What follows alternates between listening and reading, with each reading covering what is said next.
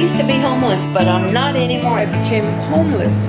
I was once a homeless person. Homelessness. I've experienced it in my own family. Some people that were low income, they were depressed and into themselves. And once they get here and meet the ladies here at the center, you can see them blossom. You can see them come out of themselves. It's an organization that welcomes women in, women who have maybe had hard times or are still having hard times. People who are homeless have an amazing number of barriers to overcome to escape from poverty. Giving homeless people daily basic needs will not really help to break that cycle of homelessness.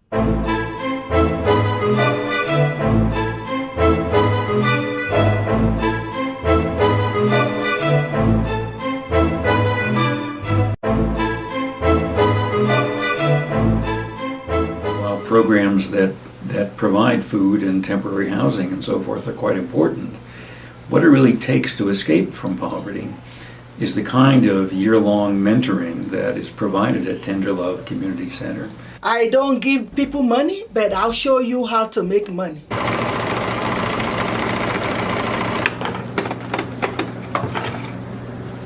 We have a 12-month curriculum that empower women in order to live a self-sufficiency lives.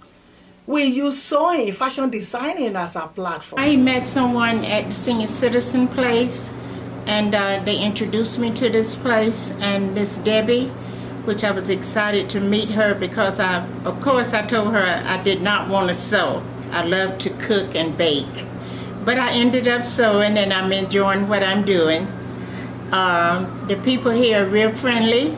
I come to sew every day, and I'm enjoying it. I'm teaching basics like how the grain line of fabrics and how patterns should be cut out. I teach different kinds of seams there are, different ways of putting in zippers, about pockets.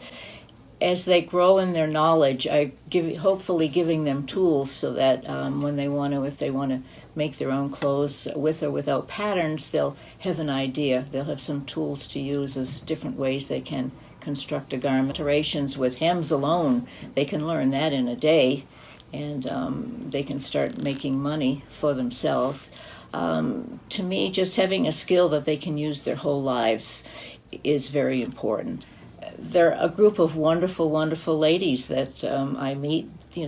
They come and they go, and I consider them friends, so I get a lot out of it myself. Our program is a 12 months, regardless of who you are, regardless of your language.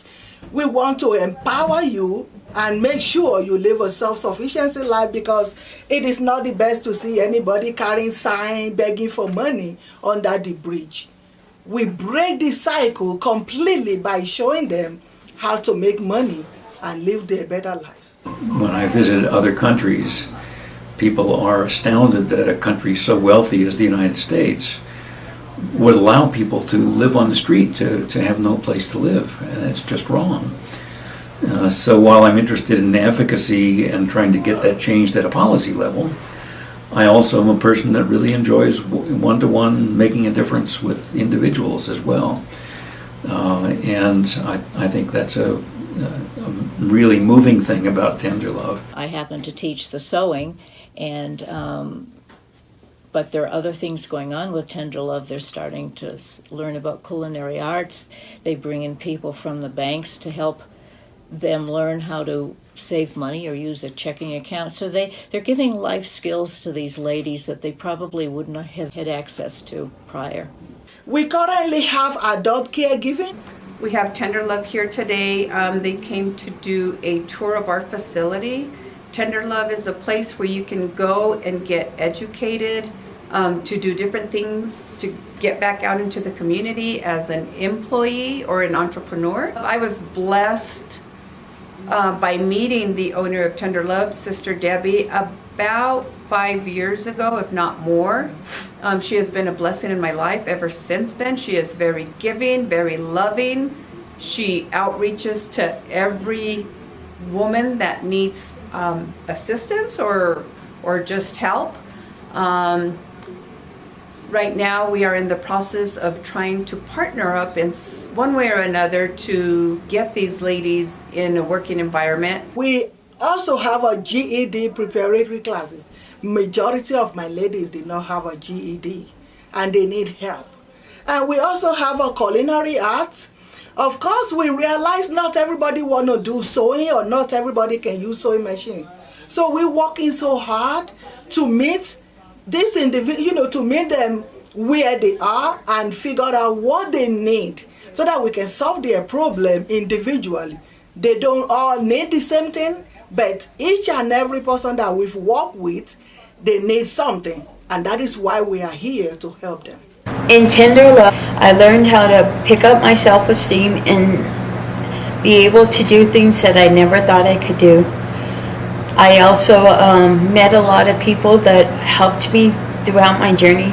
I used to always be in pain and everything from stress, and now that I'm working, doing beadwork and sharpening up my skills, I have a little job now. I work on Tuesdays and Thursdays, and I come here and I learn a lot of crafts and stuff like that, which is helping me on my outside life, because now I'm going to be getting an apartment soon and I'm making money. What more can you ask for? I've always lived in New Mexico, but I had moved to Wyoming, and then I came back to New Mexico because I could get medical care. And I went to the medical care for the past 4 years, and nothing really had changed. And the longer I stay waiting for the doctors to figure out what it is I need to do and what they're going to do and how they're going to do this, you know, I haven't been working. I had no income, and what I had saved and everything had depleted to where I became homeless and just got totally depressed. And because I was homeless, I was going to different programs and things that say they can help homeless or help you do this or help you do that, and they never came through with what they say they can help you with. And as it got worse, I got so depressed and I didn't know where to turn. And I went to St. Martin's, and from St. Martin's, I talked with a counselor just to get this feeling off my back, and he suggested this place, Tenderlove, and to just check it out since I was a seamstress anyway. And so I came here and I liked it, and it brought me out of that, that depression. I'm a lot better now than I was when I walked in this store. I met Miss Debbie through my mother-in-law. My mother-in-law was a student here at the center, and she introduced me to Tenderlove about a year ago, and I am a graduate of Tenderlove. I have learned a lot of things about sewing that I didn't know. Miss Debbie taught me how to sew without patterns for measurements, such things like that, and the things that she taught me, I've taught to my daughter. And Tenderlove is trying to partner with C&M and the commercial kitchens so that we'll be able to, they can help us start our businesses. I make preserves, jellies, I do a lot of canning and stuff like that. So I'm trying to get my jellies and preserves on the market. So that would be my business. It has really helped me economically. I can go out and do things on my own now. I can introduce sewing classes to other homeless people and get them to come here. I can show them how to do things. And I love the idea that they give the free meals to the people here, so that way you don't have to worry about bringing anything to eat. And the meals that we get are very refreshing. Here at Tenderlove Community Center, we give free lunches. And we also have breakfast for those who come out of the shelter in the morning with empty stomach. We have breakfast for them. And we currently have lunches for everybody. I used to buy lunches for everybody when we first started this program out of my purse. But going to 3 years now, we've been getting free lunches for our ladies through Rock at Noonday. I always like to emphasize on that because they are really helping us to make sure nobody go hungry. And apart from that, for those who come by bus, that they don't have money to buy bus passes, we give free bus passes to everybody. I just enjoyed being here because I can laugh and talk with the ladies. I tease them about little names that I nicknamed some of them, and when I mess up their name, when I call their name wrong, they straighten me out. A lot of the ladies here, they can sit and talk about their problems with each other, and they can kind of identify with each other. You know, we try to keep everybody safe here at Tenderlove, so, you know, we try to keep it a safe environment for everybody. It's been very inspirational in working with the ladies at Tenderlove. All the ladies have an unbelievable story of all the trials and tribulations that they've gone through, and it seems really clear that this program is really benefiting them, that in Tenderlove they're learning hard skills in addition to, I want to say, soft skills, all the little things that you need to pick up in order to have a good interview or to get a job, or the resources necessary to find housing.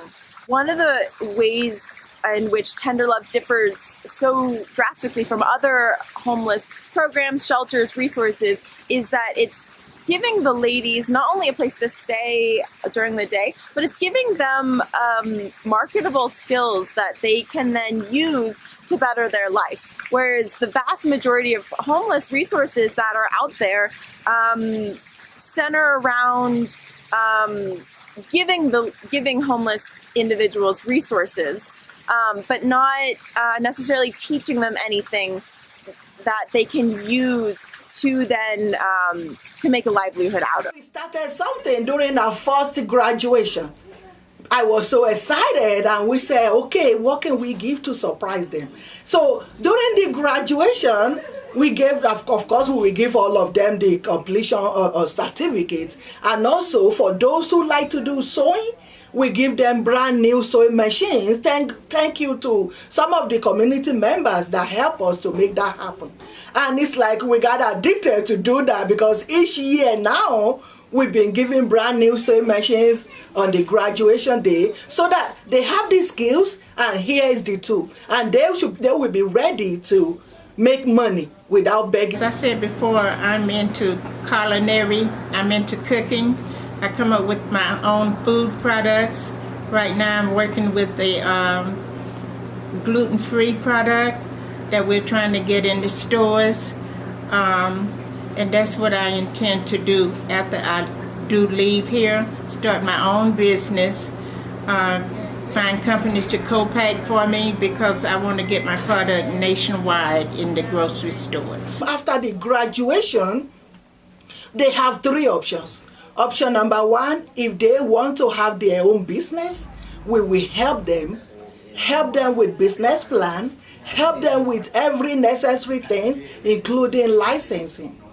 Option number 2, we help them find a job.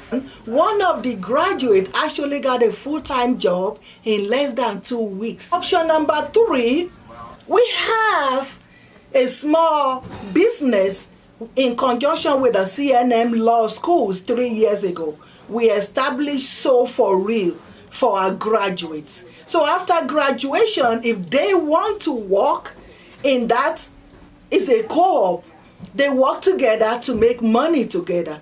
And some of my ladies that traveled out of the city or out of the state, they have what they call mobile mending units. They'll go to different offices. They don't have to. If you have anything you want to alter, you don't have to worry about looking for any, alteration shops. They'll come to you to do the alteration while you are at work. I can boldly say Tenderlove is a place of empowerment. We empower you to live a better life. Tenderlove is a place of hope. We give you hope for the future.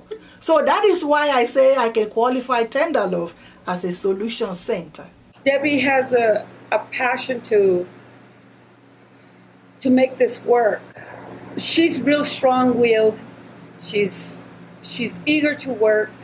She feels that people can be saved, from their own demons. Because a lot of people, when they come here, they're all in dark clothes, and then after a while, their colors start to show, and they start to get creative, and they start to imagine themselves somewhere else than what they are in now, somewhere positive. Miss Debbie is absolutely wonderful. She has a big heart. She cares about everybody, and she welcomes everybody in and makes sure that things are okay and they're run right. And if I have any questions or if there's any things that I need or whatever, she's right there with assistance. A very compassionate and patient person, and incredibly generous. I mean, she has been essentially a full-time volunteer all through the life course of Tenderlove. So she gives enormously of her time and her heart and her resources to help these women out of a situation that she herself experienced. So a big heart is the first thing that you meet when you begin talking to Debbie, and her just passionate commitment, and her faith, her belief that there's going to be a way. We can do this. We can keep our doors open. We can help these women over a span of time. And I think that persistent faith and optimism and passion and compassion is what I see in Debbie. Majority of our alumni are doing very, very good now. I met one of these lady. I like to use this lady as an example. When I met this lady, I met her when she was homeless. She wanted to commit suicide. And she shared a story with me. She called several shelters. Some of them told her, you have to keep calling in the morning before 8 o'clock. Some of them say you have to have your caseworker to call. You cannot call directly.